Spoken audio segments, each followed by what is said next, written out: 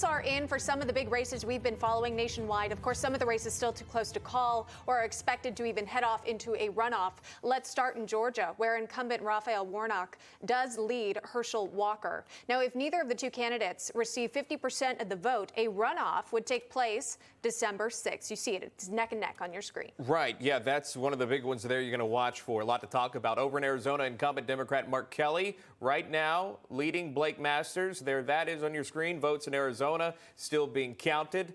We've got a live report in Arizona as the state is facing some voter concerns there. So, again, we'll take you there in just moments away. And look now at your screen, Nevada, the Senate race there. Adam Laxalt currently leading incumbent Catherine Cortez Masto. She's looking to secure a second term on the heels of President Biden recently visiting the state, campaigning for her. History in the making there in Arkansas. Former White House Press Secretary Sarah Sanders clinching victory in the governor's race there. Handily, by the way. Sanders will become Arkansas's first female governor, she defeating their Democrat Chris Jones as of last night. And in Michigan, Democratic Governor Gretchen Whitmer winning re-election, defeating Republican challenger Tudor Dixon. The historic race featured two women at the top of both the Democratic and Republican state tickets for the first time in Michigan. Let's turn now to our team coverage and a recap of some of the big races we're following. We've got reporters across the country for you right now. Tom Basile live in New Hampshire with the latest on the state's Senate race there. Leonardo Feldman in Tampa, Florida, where incumbents clinching big victories there. A lot to talk about. James Rosen at the White House with midterm reaction from the Biden administration as well. But our coverage begins in Harrisburg, Pennsylvania. That's where we find correspondent Benji Heyer, who has the very latest on the state's heated Senate race. Benji, good morning to you.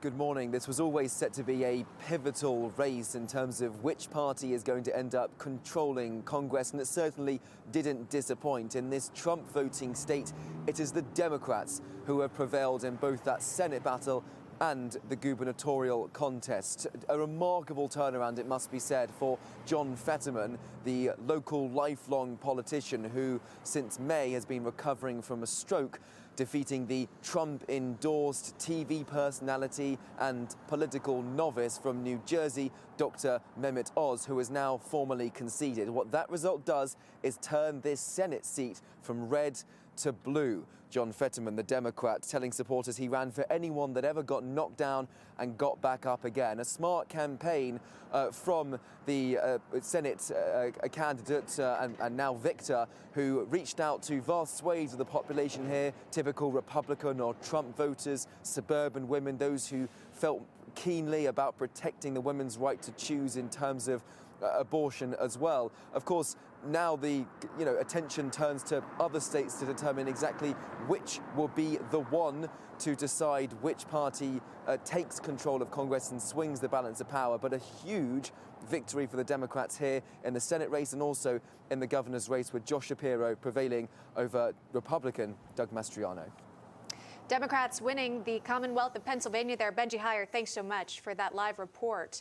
It was a disappointing night for the GOP in the Granite State. General Don Bolduc losing his bid for Senate in New Hampshire, and it wasn't even close. Tom Basile is the host of America Right Now on Newsmax. He's been embedded with the Bolduc campaign for weeks. Tom, what went wrong for General Bolduc last night? Well, first of all, this is a race that seemed like it was going to be out of reach for the Republicans. General Bolduc, according to the recent polling, had closed the gap, but early on in the night, as the numbers started coming in from places like Concord and Manchester, places like Merrimack County, Hillsborough, and out on the seacoast, even some of the areas where Republicans traditionally perform strongest, it looked like Don Bolduc's campaign was going to fall short. Now, sources here say he was outspent some 20-1, and the Hassan campaign, even though she was accused of not wanting to debate, even though she was accused of really not campaigning very aggressively, she had been up on television since January. She was able to really take advantage of not only that big infusion of cash, but the ability to drive a consistent message about things like abortion and scaring folks about abortion, saying that Don Bolduc was in favor of a national abortion ban, something that the Bolduc campaign has refuted publicly. But with a late primary here and being outspent, They believe that the Democrats were able to really motivate their voters out to the polls, and they ended up outperforming the recent polling here in the Granite State. A disappointing night for the Bolduc campaign, for sure.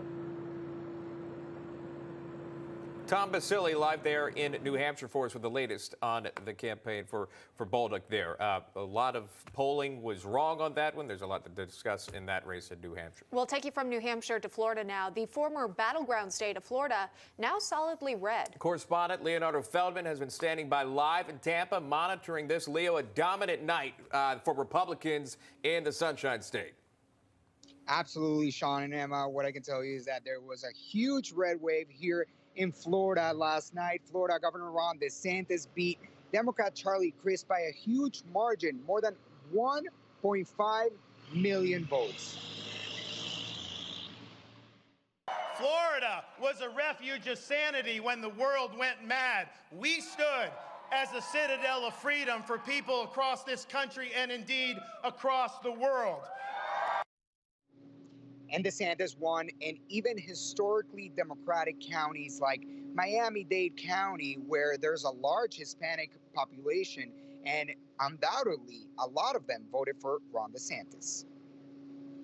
I have only begun to fight. God bless you all. Thank you very much. Thank you for a historic landslide victory.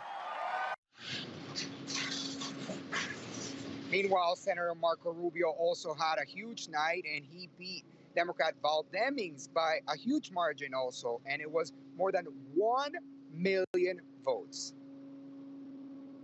Thank you. Gosh, it's great to be here, gathered in the red county of Miami-Dade. Another big race that was won by Republicans was the Ana Paulina race, where we know that her race, where we know that she beat her opponent and actually got the seat, the U.S. House seat that was vacated by Charlie Crist. Back to you. That was another GOP flip. Leo Feldman, thanks so much for that report.